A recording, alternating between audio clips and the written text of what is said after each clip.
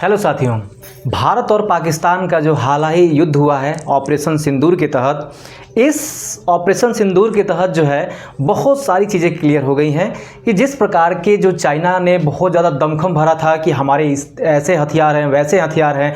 पाकिस्तान की जो सेना प्रमुख हैं या कि वहाँ की जो मतलब हुक्मरान हैं, उन्होंने बहुत ज़्यादा दमखम भरा था कि पाकिस्तान वो वाला पाकिस्तान नहीं रहा है जिसमें हमने 71,000 सैनिक 93,000 सैनिक हमने दे दिए। तो ये सब बहुत डायलॉग बाजी आपने सुना होगा उनका।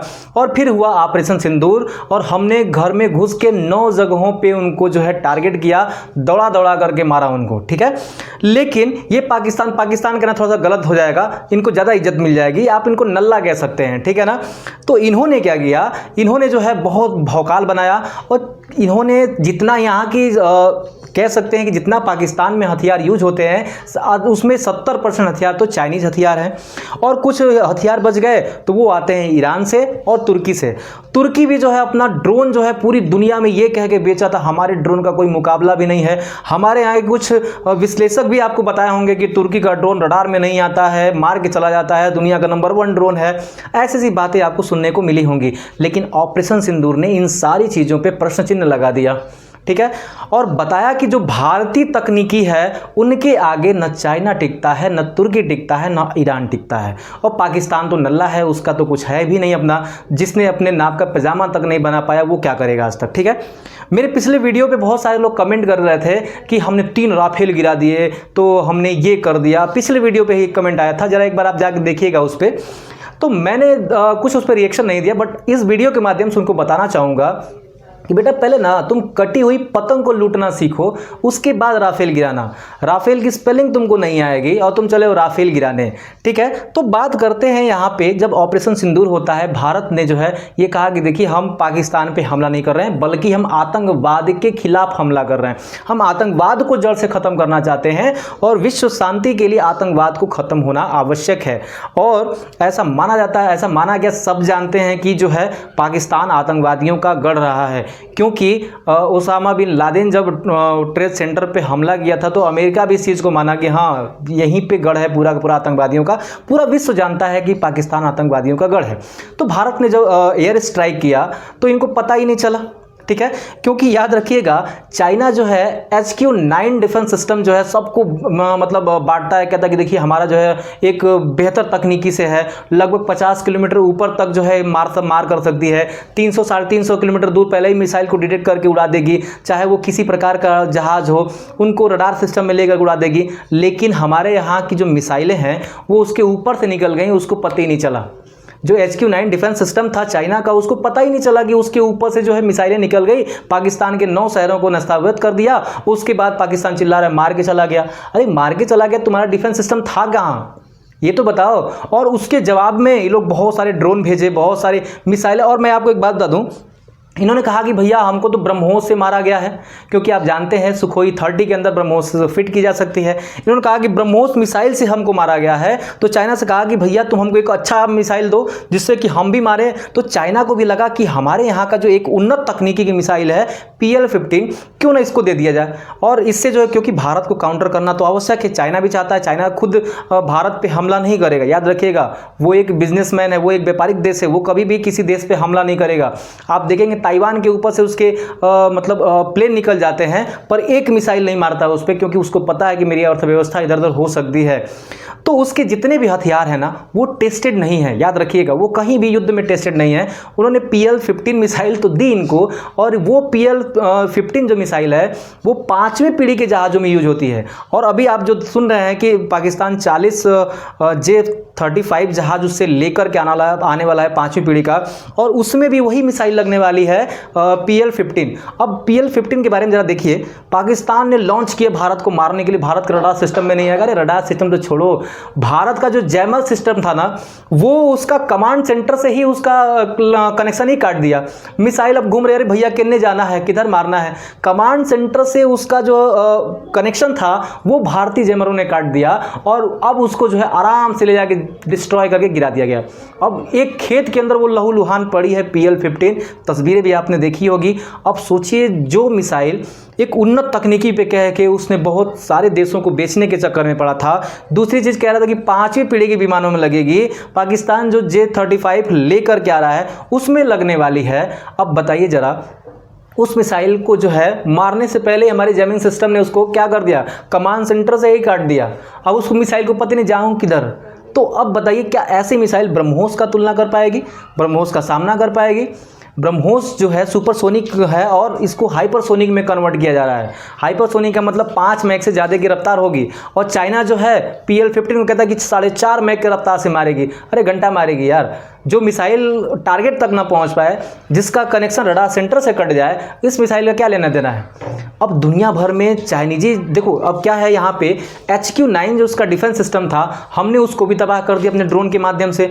अब सोचो कि HQ-9 जो है वो खुद ही तबाह हो जा रहा है, HQ-9 जो है वो खुद ही तबाह हो जा रहा है, वो दूसरे मिसाइलों को क्या मारेगा? अब इससे चाइना को बहुत घाटा हुआ। अब हमारे यहाँ का जो रॉकेट लॉन्चर थे, जैसे कि आकाश है, पिनाका रॉकेट लॉन्चर है, आकाश मिसाइल सिस्टम है, और या फिर कैसे S-400 है। S-400 थोड़ा सा हम अलग रखते हैं, वो तो बहुत मान लीजिए कि उन्नत तकनीकी है। इन नल्लों को मारने के लिए तो हमारे पास बहुत छोटी छोटी मिसाइलें इनको मार के चली जाएंगी। अब समस्याएँ क्या है कि हमारे यहाँ की जो डिफेंस सिस्टम है, वो डिफेंस सिस्टम ने इतना अच्छा काम किया।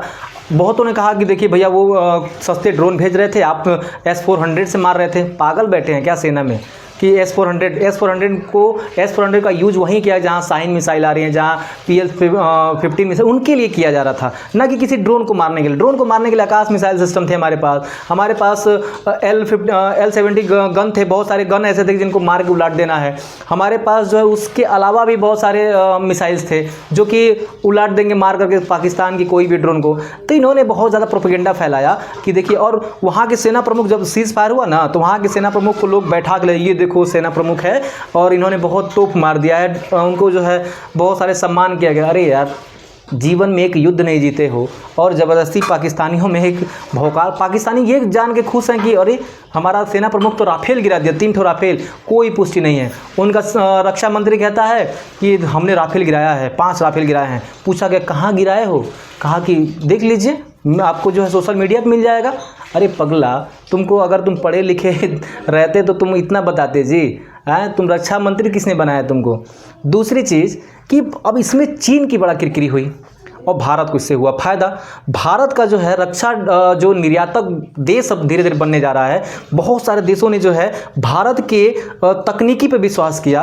अब भारत का जैसे तेजस है, पिनाका लॉन्चर सिस्टम है, इन सब पे जो है विश्वास हुआ, आकाश मिसाइल पे विश्वास हुआ। अब कहा कि भैया तुम अपना PL-15 अपना रखो चाइना, और यहाँ पे HQ-9 चाइना को बहुत बड़ा घाटा हुआ इन नल्लों के चक्कर में, ठीक है ना। इन नल्लों के चक्कर में इतना घाटा हुआ कि बेचारे का कई डील जो है वो कैंसिल हो गए। बहुत सारे देशों ने HQ-9 का डील कैंसिल कर दिया, PL-15 का डील कैंसिल कर दिया, कहा कि भैया अब हमें नहीं चाहिए। क्या फ़ायदा है, कोई आके मार के चला जाएगा हमारे देश में, तुम्हारा HQ-9 डिपेंड ही नहीं कर पाएगा।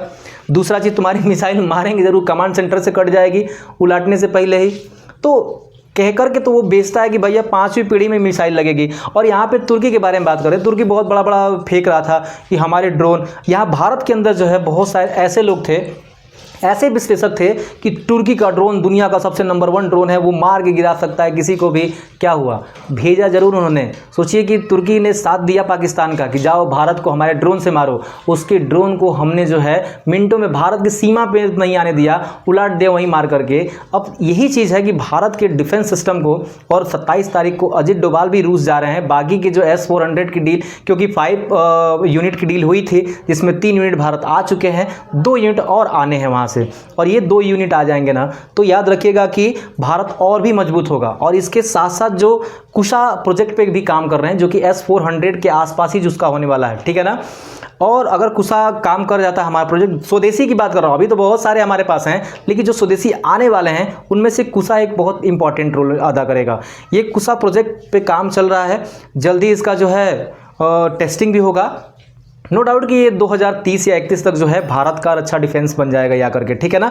और यहाँ पे जो है भारत की सीमाओं को अब ये ऐसा लगने लगा है कि अगर भारत बजट थोड़ा सा बना ले तो चाइना जो है अभी इस मुकाम पे कभी लड़ने वाला नहीं है, क्योंकि चाइनीज़ मिसाइलें जो हैं, चाइनीज़ डिफेंस सिस्टम जो हैं, उन सब की पोल खुल चुकी पूरी दुनिया के सामने। उनकी तकनीकी कहीं काम नहीं आ रही है। और जो चाइना जो अपना J-35 40% ऑफ पे दे रहा है, 50% ऑफ पे दे रहा है 40 ठो। अब वो ये सोचिए कि कोई भी अपना फाइटर जेट 50% ऑफ पे क्यों देगा। और चाइना जैसे देश जो कि व्यापार करने के चक्कर में है, इसके दो रीजन हो सकते हैं, या तो सीपेक है ना, चाइना पाकिस्तान इकोनॉमिक कॉरिडोर जो बन रहा है उसका, ठीक है ना, हो सकता है कि उसमें उसने बहुत इन्वेस्ट किया है और उस वजह से जो है पाकिस्तान का हेल्प कर रहा हो, पर मुझे नहीं लगता कि इसकी वजह से वो हेल्प कर रहा है, ठीक है ना। और दूसरी हो सकता है कि पाकिस्तान को अपनी रक्षा चीज़ों को बेचना चाहता हो, क्योंकि उसके यहाँ से कोई अब तो ले नहीं रहा है, तो बचा कुछ है पाकिस्तान। IMF से लोन मिल जाते हैं, आता है फिर हथियार खरीदता है, फिर हथियार उसके पिटते हैं और फिर रोता है विश्व के सामने कटोरा लेकर के कि भैया हमको दे दो, ठीक है।